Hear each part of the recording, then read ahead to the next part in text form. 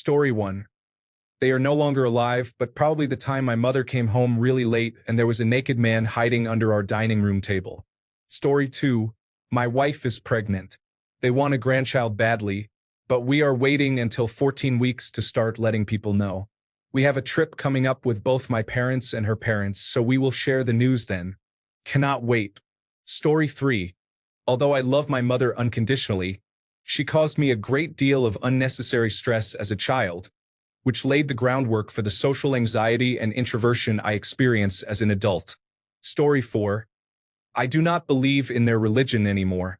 There are many other things, mostly about me, but that would be the biggest problem, like a nuclear-level issue, if they knew.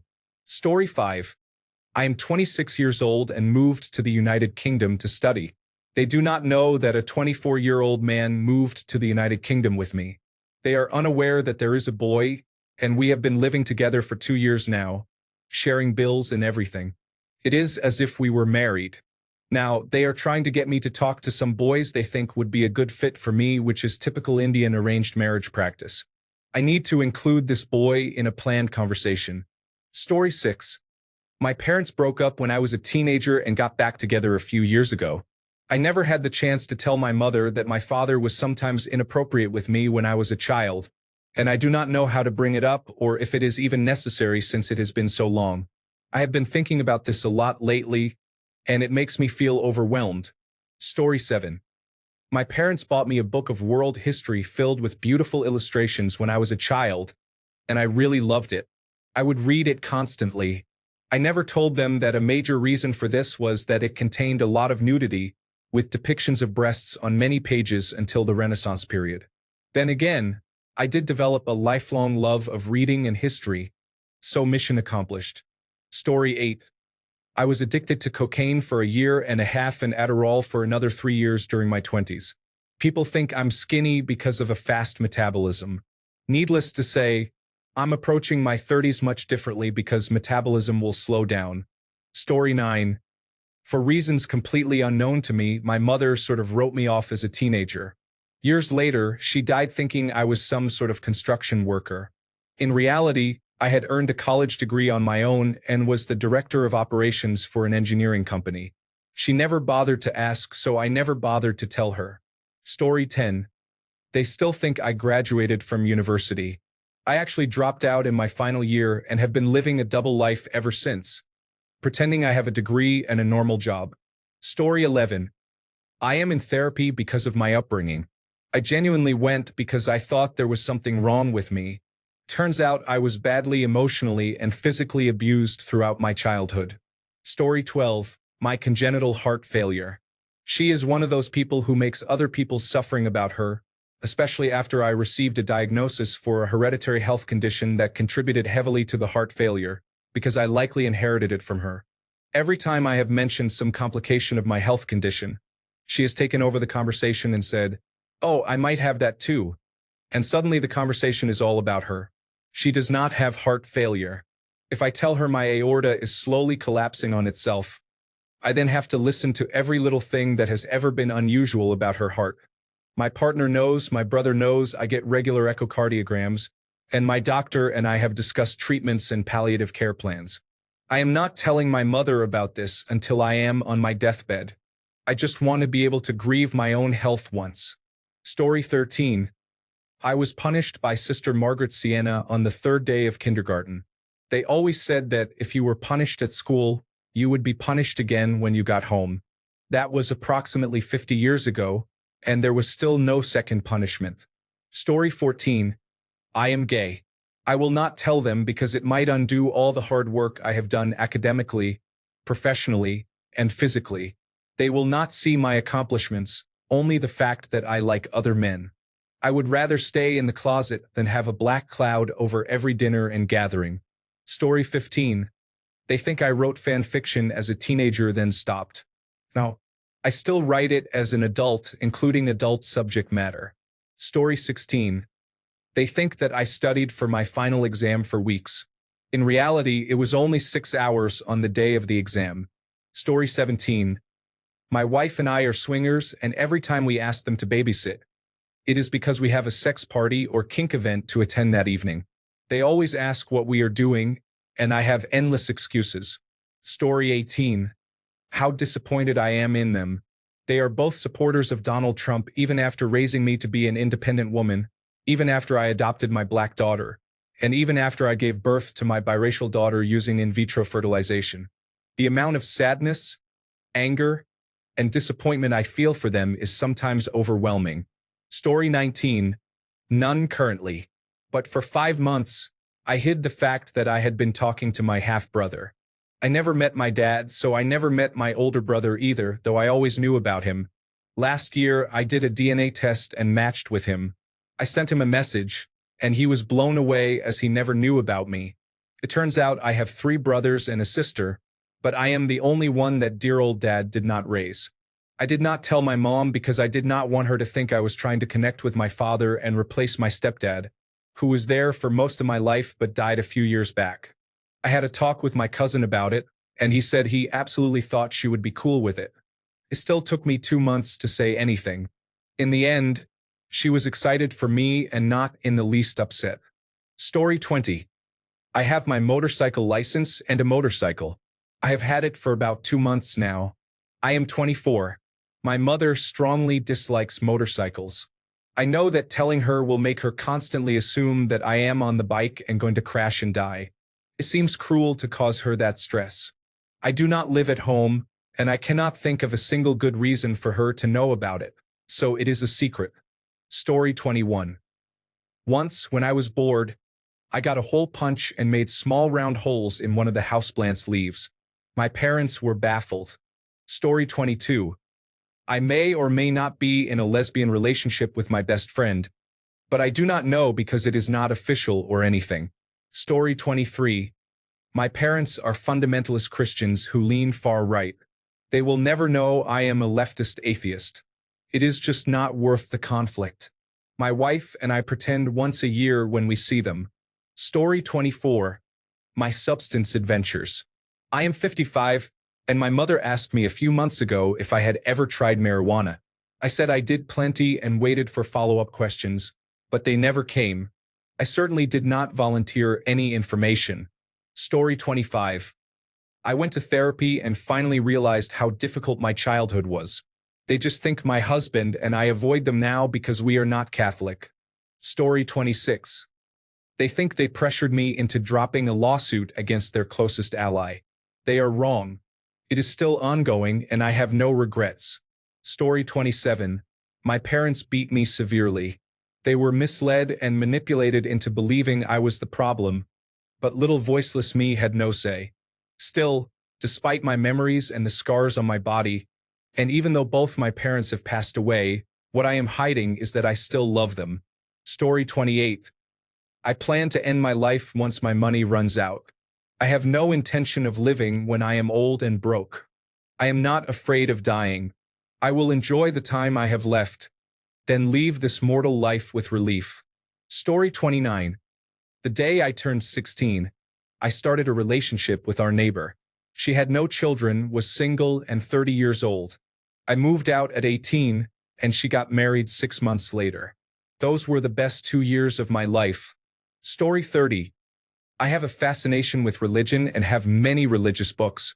My mother knows about and is completely fine with my Torah, Book of Mormon, Gnostic Bible, Scientology books, and similar texts. However, I hide the witchcraft ones. I think my religious mother would be very upset if she found my sex magic books. Story 31. I am obsessed with them, especially now that I realize how many people have not been able to benefit from parents who simply love and affirm you as they have studied and observed what makes you you and try to guide you while fully acknowledging who you are as a person, their child. I am so blessed. Story 32. I have attention deficit hyperactivity disorder and autism spectrum disorder, and that is why I was called a daydreamer, oversensitive, and never lived up to my potential. It turns out that a high intelligence quotient does not compensate for developmental disorders. Story 33. My husband and I are in a polyamorous relationship. We have been happily married for over a decade. I know it would bother my mother to the point where she would bring it up all the time. She would wrongly assume that this is something my husband pushed for and that I am a victim. She would not listen to anything I said that contradicted her narrative. Jesus, she is exhausting. Story 34. When I was 15, I got shot by a .22 caliber bullet. The bullet did not go in, but it ricocheted into my eye. I made a blood oath with my friends to say I got hit with a branch that flipped into my eye. Totally plausible. They died, not knowing the truth, 37 years before both were dead. Story 35. Thanks for leaving me with limited coping skills. I have been programmed to just work. Because of this, I don't know how to make friends or relax. I constantly feel guilty for being sick and unable to do anything. But I get up every day and continue to work. Story 36. My wedding was a big party for family and friends because we secretly got married at a courthouse weeks beforehand. The only person who knows is my best friend, who officiated the symbolic ceremony. Story 37. My entire life, my parents have not been allowed any real information about me or to have any pictures because they share them with people I do not know, despite being asked not to. Story 38. The reason I rented the entire basement for myself when I was in college was that the girl who lived upstairs, whose parents owned the house, was a person with excessive sexual desire. Story 39. Left the active army in 2005. A couple of weeks later, I got a call from a recruiter who wanted to send me to Baghdad on a contract for a few months.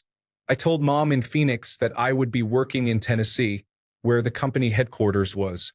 I got a box at a mailboxes, etc., and told her it was my apartment number. I ended up staying in Baghdad for 2 years. I told her the company sent me on work trips to Europe every few months, which were actually mandatory vacations to avoid burnout. I stayed out of the US for tax purposes.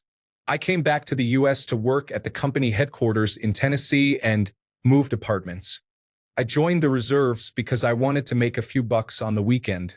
During the first drill, I was told we were deploying to Iraq in 6 months. I called one of the Ugandans I worked with in Baghdad. I said, "Hey, remember how my mom didn't know I was in Baghdad? Okay, send me pictures of Uganda every week for the next year or so." I called Mom and said, "The company is sending me to Uganda for a year. No, it's perfectly safe. I will be working in Kampala on a very secure compound. I will make sure to send you pictures when I travel." 15 years later, she still does not know that I ever went to Iraq. I accidentally mentioned Amman once years later, but I played it off as one of those work trips. Story 40. I will never tell my mother about my father's extramarital interests and affairs. He used to go off by himself on the weekend, and I never thought much of it. He has many hobbies and interests outside the house, and a second job with odd hours. But I inadvertently learned he had been active in our local metropolitan area's BDSM scene and semi-regularly had dates with prostitutes and paid dominatrices. That was one of his hobbies. How did I learn? Because I lived with my parents for a while in my 20s, and my father is chronically computer challenged. He never learned how to log out of his email account on the shared family computer, delete sent messages, or clear his browser history. Even after I moved out, I was tech support for my parents for decades. So, yes, my super conservative, respectable church deacon dad is a submissive. I tried to tamp down my judgment. No one really knows what goes on in a marriage other than the people in it. Maybe my mother knew. Maybe she agreed to it after they stopped having sex with each other, which I'm reasonably sure happened when I was in grade school. It's his business and his money. My mother has always been the type of person who would rather not know about a problem than have to deal with it, so I kept it to myself. Well, not true, I told my siblings, and they agreed. Story 41. They are very old-fashioned and extremely prudish. They do not know that every time I go on vacation, I wear a thong or G-string on the beach, at the resort pool, or on a boat. Many times I have been topless as well. Several times, I have spent the entire day nude at a nude beach or nude resort. Story 42. I am a sexual being which even as an adult, I would not want my parents to know as a trait of mine. In my culture, it is taboo to discuss sex openly in a family setting. Story 43. My family lived together, but I often felt like my father was pretty apathetic in the day-to-day role of being a parent. He had moments of engagement, mostly when we were on family vacations or when I needed reprimand, but mostly he just phoned it in. When he remarried years later after my mother died, It hurt deeply to see that he was more involved with his stepchildren. I understand, in many ways, he probably felt blessed to have an opportunity for a second chance and to be a better parent the second and even third time around. But it really hurt that my sister and I seemed like the practice kids. We have a great family relationship now. My current stepmother is amazing, and I love her deeply for how hard she worked to bring this blended family together. She truly is the glue that holds us. I just wish my father would take a step back and apologize for being a poor parent for so long. But that secret will be taken to my grave. Story 44. How little I think of the ways they think. And do not get me wrong, I give it to them pretty straight about that, maybe 90% of the way. But I leave out the 10% that describes just how much disdain I have for that. Story 45. Only my mother is alive, but I would say my whole life is a secret. I would tell her, but she would not listen. She can tell me everything about some random person she met, but knows nothing about me. Conversations with her are really just her looking for a way to talk about herself. Story 46. I am living with a man whom I consider my husband now for 2 years. We love each other very much and live in another country. I met him here. We also have a cat. My parents demand that I achieve something for myself before settling down and want to ensure that I do not end up like my biological mother, who got pregnant at 18. I have always been a good student. I graduated from university and studied abroad, but they still try to control my life. I am already 26, and most of my friends are married with children on the way, but I cannot even introduce my partner to my family because of how they will react. Growing up, they always made me feel like an utter failure, even if I made a small mistake. Story 47. I am pretty certain they are going to leave everything to my siblings. I am aware it is not my money or my business. Nevertheless, they are already playing favorites with money. I believe they think I must be stupid. I also believe that if they told me honestly, I would treat them differently. They are right. I have already pulled away based on their behavior around finances and other things. I still love them and treat them with respect. However, I limit contact because it is the best way for me not to be resentful. Story 48. Therapy, dating life, friend circle, smoking, actual working hours, salary, investment plans, weekend road and camping trips. I could go on. While living in the same house, it's like they don't know I am practically a stranger to them. Story 49. Oh man, how their well-intentioned approach to raising me is destroying me as an adult. That I am in therapy. I am neurodivergent. How we have no beliefs in common, from religion to politics. I am very queer. Pretty much everything about me goes against their vision of me. Story 50. I resent both of them for not doing better in their lives. Is that entitled? Maybe, but that is how I feel. Story 51. Every conversation I have with my parents goes like this. How are you? Good. How are you? Good. Is work going well? Yeah, it's going well. What are you doing? Eating or going for a walk? Well, good. Okay, have a good day. Talk to you tomorrow. Love you. Love you. Talk to you tomorrow. Story 52. I stopped taking my antidepressants 2 years ago.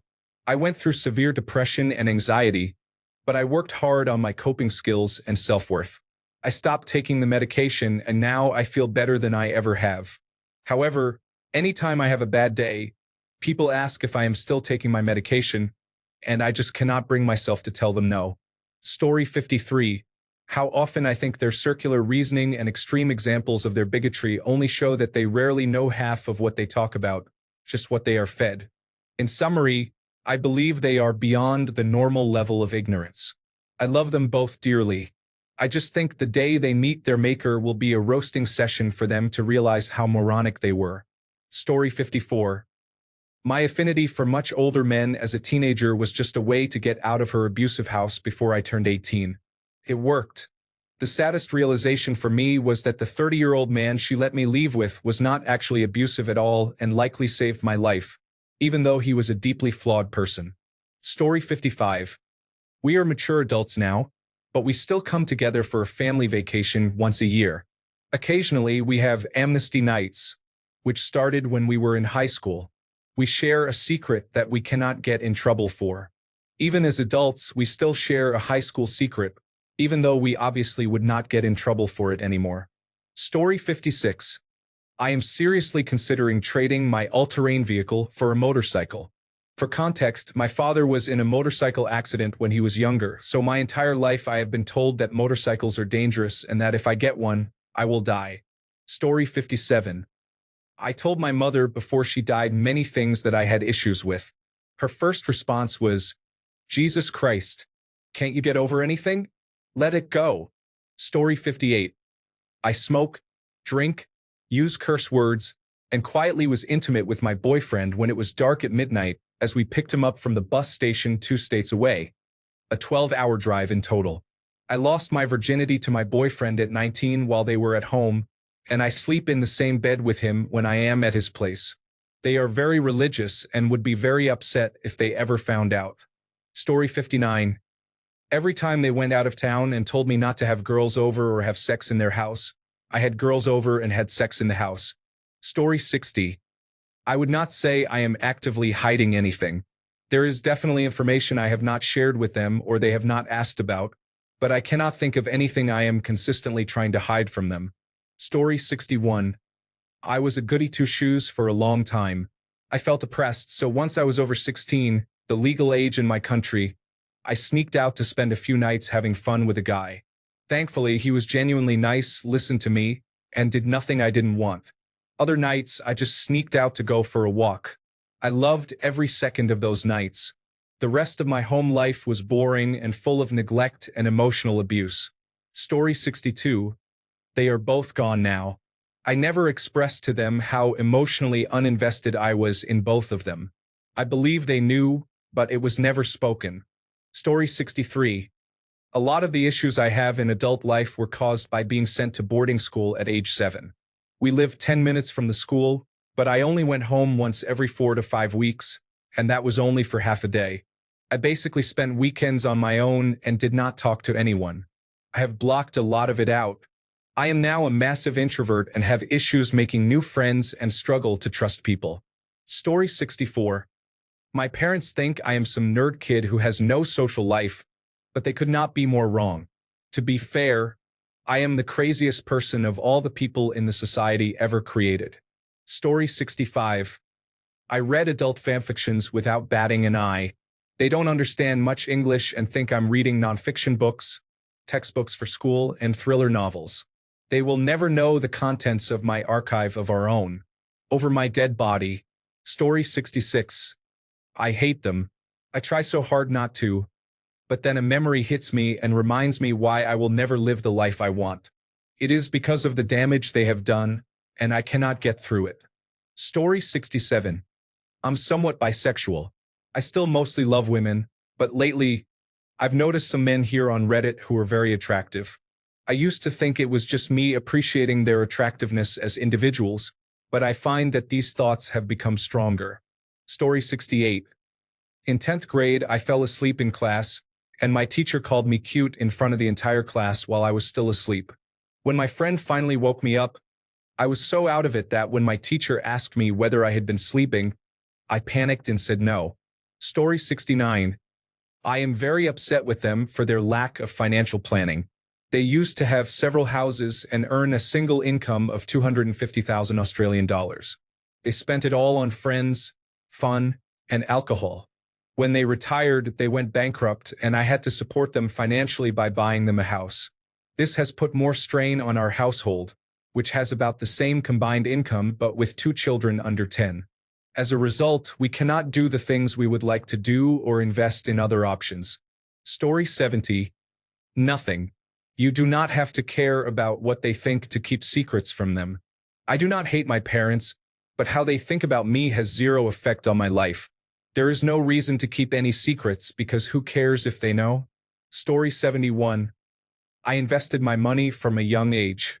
I met a random banker on the train who advised me to invest. Young and naive, it was the best decision ever. Now my net worth is much higher than theirs, but they will never know. No one knew what I had saved until I got married, and then my wife found out. Story 72. They are both gone, and I never told them how much I appreciated them. I could not have asked for better parents. Story 73. I read adult fiction and I am bisexual. I am still their well-behaved, sensible daughter at the end of the day. Story 74. I equally dislike them both for different reasons. There is no need for them to argue about who is the better parent. They both are inadequate. Story 75. I am having an increasingly difficult time justifying staying in contact with them. They have offended my wife, and they do not understand how. I try to explain by quoting exactly what they said to her, such as racist jokes, but they outright deny it. Story 76. I blame them for my views on relationships and marriages. They have been married for over 40 years, but they should have divorced 30 years ago. Story 77. I just don't like my mom as a person. If she weren't my mom, I would never associate with her. She's obnoxious, annoying, and fake.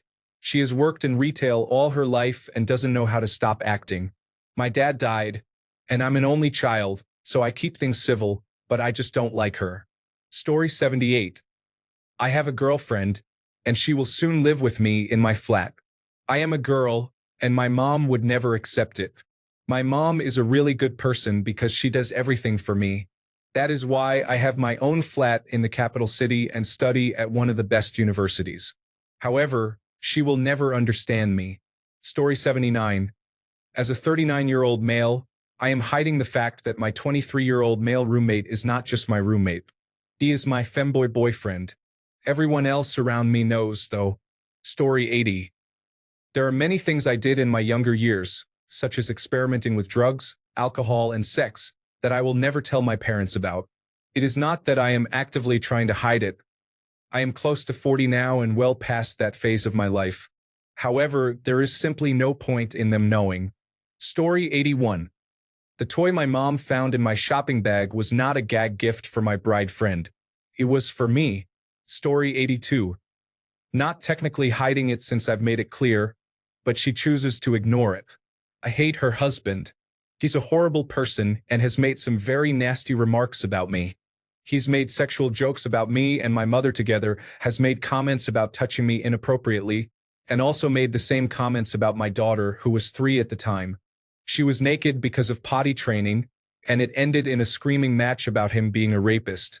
He's called me a bitch because I refuse to allow him to speak over me, call him out when I know he's drinking in public, and I have set boundaries he and my mother don't like.